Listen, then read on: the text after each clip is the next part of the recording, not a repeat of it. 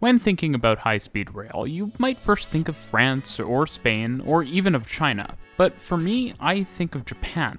Besides creating the original modern high-speed rail system, Japan's high-speed rail is still unmatched in many ways, with better service and more unique rolling stock and infrastructure than any other system in the world. This incredible reputation for fast trains has led to a lot of curiosity over the years, as well as attempts to emulate Japan's success in tying a nation of islands together with ribbons of continuously welded steel. And I'd argue no other country has yet to match the incredible network that is the Shinkansen. So let's talk about what makes the original bullet train so special.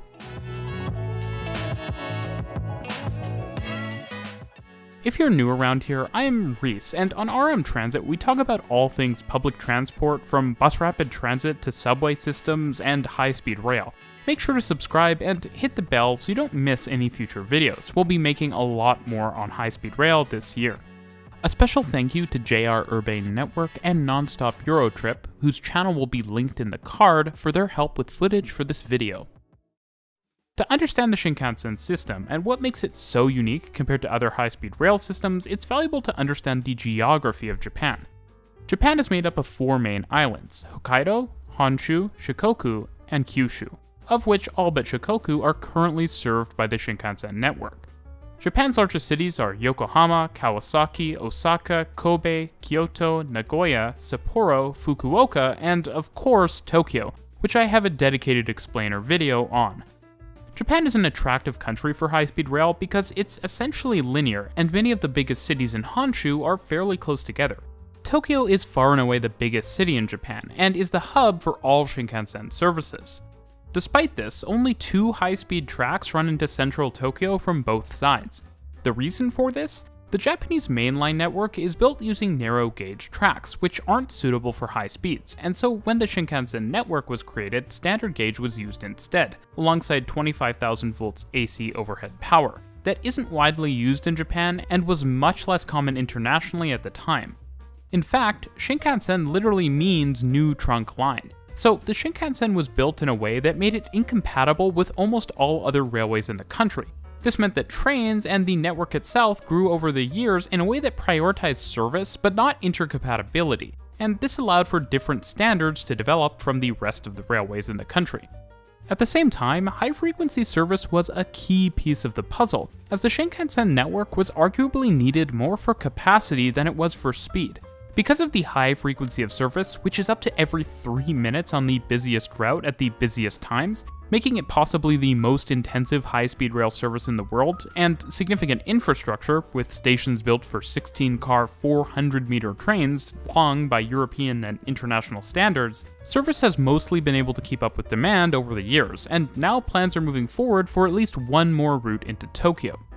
The existing Shinkansen system is essentially a giant Y, with Tokyo at the center.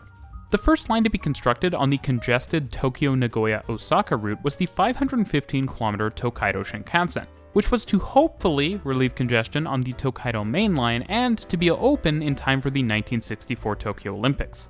This route now forms the backbone of the Shinkansen network and is the most used segment, filled with iconic white N700 series trains. The Tokaido Shinkansen for the most part has 2 tracks like other Shinkansen lines, though most through stations typically have 4 in order to either allow for faster express services to pass or to have spaces for additional platforms, with major stations like Tokyo and Osaka having even more platforms.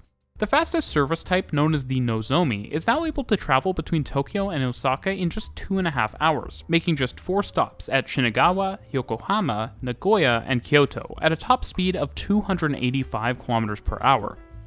Being the first country to start building truly modern high-speed rail lines and having a frequently mountainous and heavily developed geography, Japan made some rather distinctive technical choices. For one, the grades on the system are not particularly steep on the oldest lines, at a maximum of 2%, likely influenced by Japan's terrain and preference to minimize impacts on rural areas. This is especially surprising because unlike some other countries, like say France, Japan has never used locomotive-hauled high-speed trains. All of the trains are multiple units. The system also heavily uses tunnels and elevated viaducts, including traveling elevated right into major cities like Tokyo and Osaka. On many segments of the network, you are constantly traveling into and out of tunnels. Now, despite the extreme speeds and ridership, there has never been a deadly crash on the system, which uses Japan's offshore earthquake early warning system to stop trains automatically in the case of a large enough earthquake. At the same time, unlike most high-speed rail systems, a significant number of stations on the Shinkansen network feature platform gates. Continuing west of Osaka, we enter the Sanyo Shinkansen, which opened in 1972 and runs 550 kilometers from Osaka to Fukuoka in Kyushu, stopping on the way at Okayama and Hiroshima. The Sanyo Shinkansen operates at a maximum speed of 300 km per hour, with some services continuing directly from the Tokaido Shinkansen. I do have to mention that the fastest looking high-speed trains in the world, the Needle-like 500 series, are used on the Sanyo Shinkansen, although ironically these are on what are actually the slowest Shinkansen services. Traveling south from Fukuoka is the Kyushu Shinkansen that opened in phases starting in 2004. This line has a length of 257 kilometers and a top speed of 260 kilometers per hour, and runs south from Fukuoka south to Kagoshima, with some through services from Osaka running the entire length. Transfer is however required for travel from the Kyushu Shinkansen to Tokyo. In 2022, the second leg of the Kyushu Shinkansen opened, known as the Nishi Kyushu, which terminates in Nagasaki. However, it currently operates as an isolated service to Takeo Onsen, requiring transfer to a narrow-gauge rail service for onward journeys. The Nishi Kyushu Shinkansen uses 6-car trains, also used on other services that don't leave Kyushu, much smaller than the 16-car sets used on the Tokaido corridor. Heading back to Tokyo and towards the north, we have the Tohoku Shinkansen, which opened across a number of phases starting in 1982, initially between Omiya and Morioka, and eventually extending to Aomori in the north and Ueno and then Tokyo in the south. The Tohoku Shinkansen is a total of 675 kilometers long, making it the longest individual Shinkansen line in the country, and some sections have a top speed of up to 320 kilometers per hour, also the fastest in the country.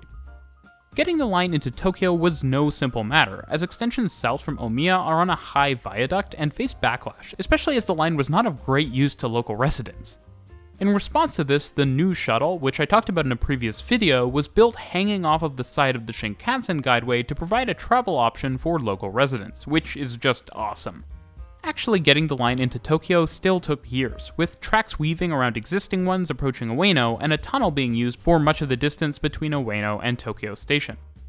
The Tohoku Shinkansen is also famous because of the significant amount of snow parts of the route get, and because of this, a number of design features were implemented, such as extra space for snow that accumulates on viaducts, heated rails and switches, hardened equipment to withstand being hit by snow blown off the tracks by high-speed trains, and even hot water sprinklers to melt snow.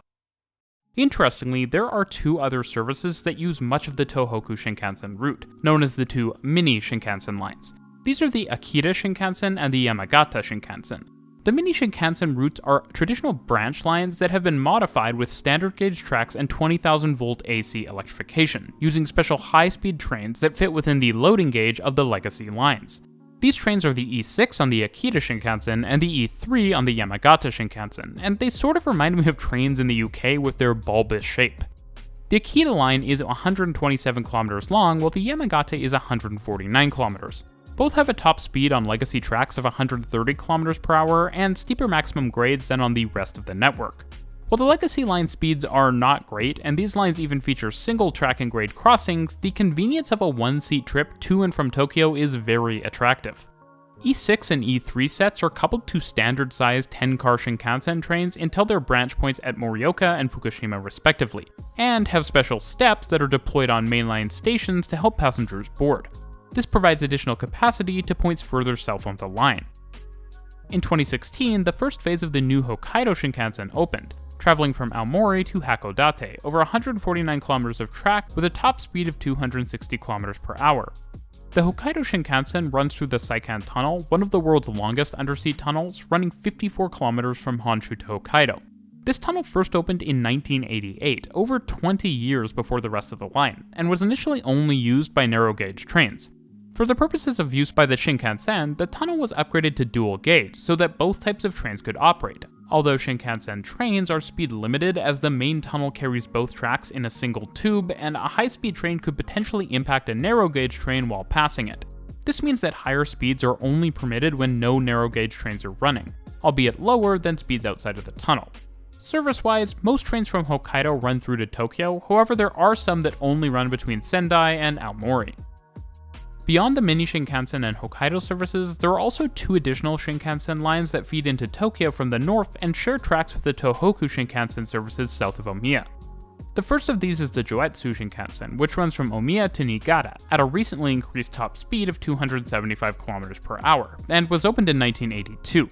The Joetsu Shinkansen route is even more prone to heavy snowfall than the Tohoku Shinkansen, and also serves many ski resorts, and thus was the test site for many snow mitigation measures.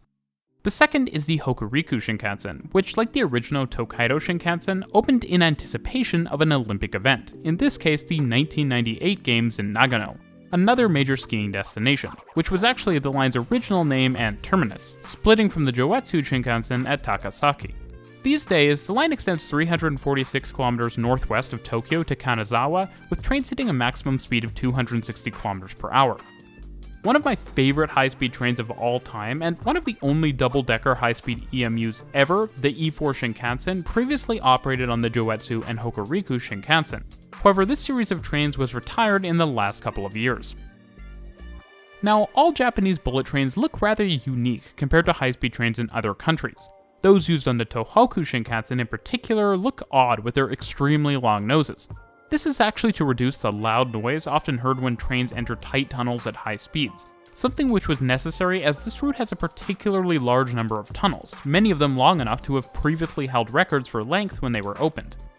One of the most fascinating elements of the Japanese high-speed rail network is at Tokyo Station, and that's the fact that despite the Tohoku and Tokaido Shinkansen both serving this station at platforms that are right next to each other, there isn't actually a track connection between the lines, though it does appear that one could be built fairly easily, and no services actually through operate.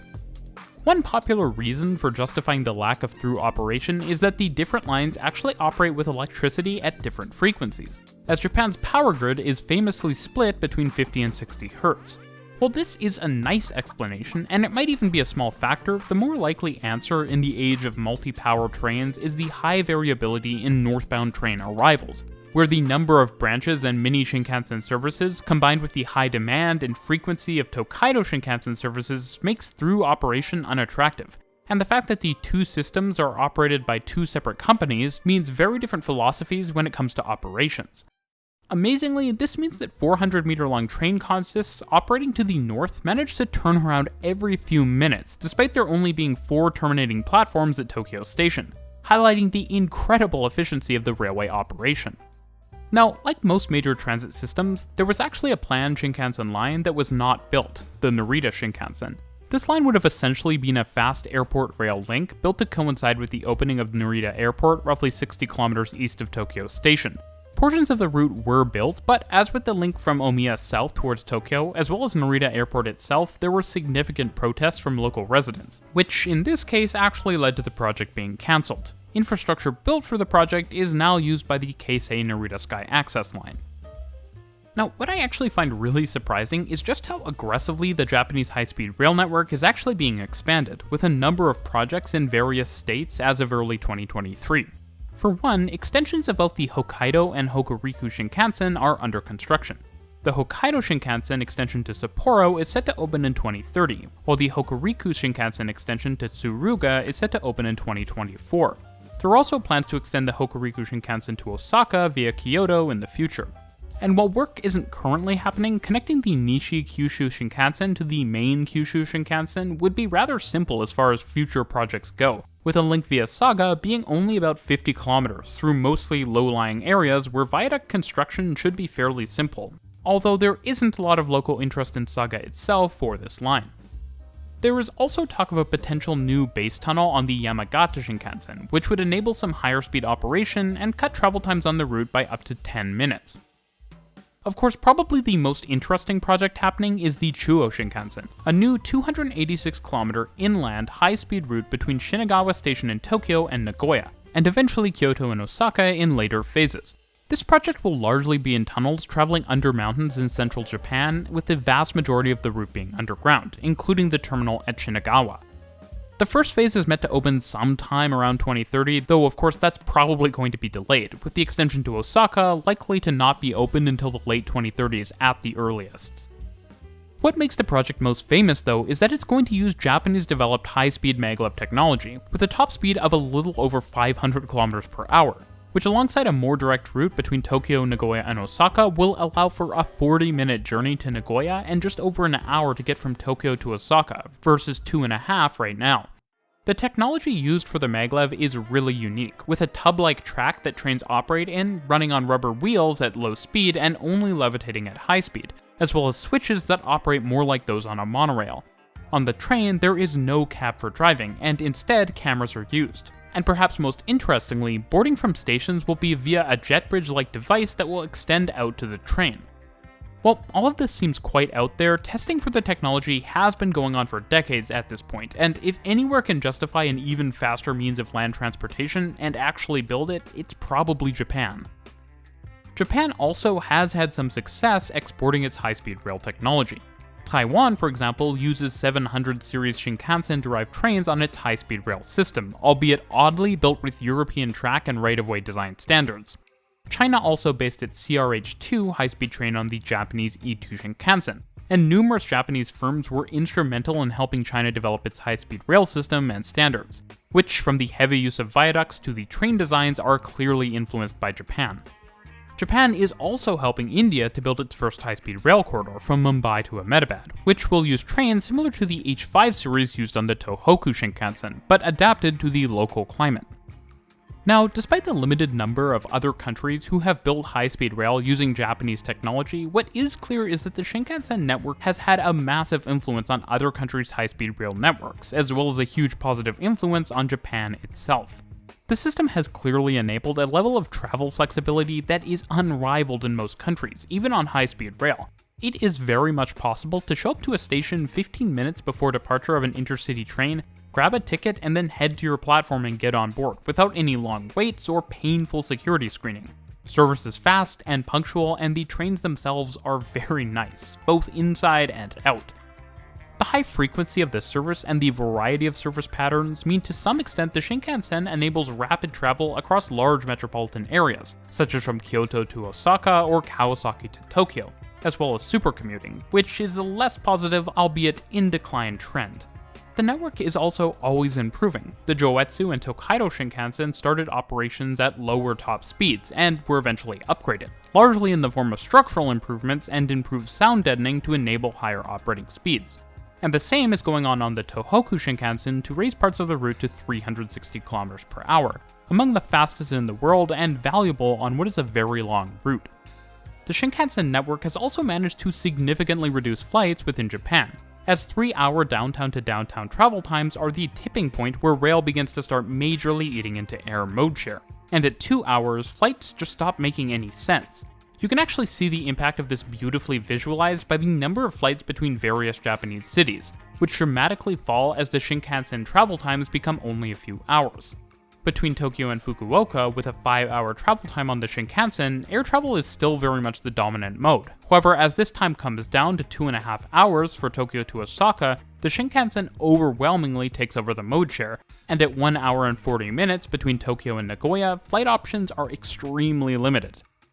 Probably the most unique element of the Shinkansen network is the unique topology and design approach of a linear corridor built to different standards than the rest of the rail network, built to enable fast travel by large numbers of passengers.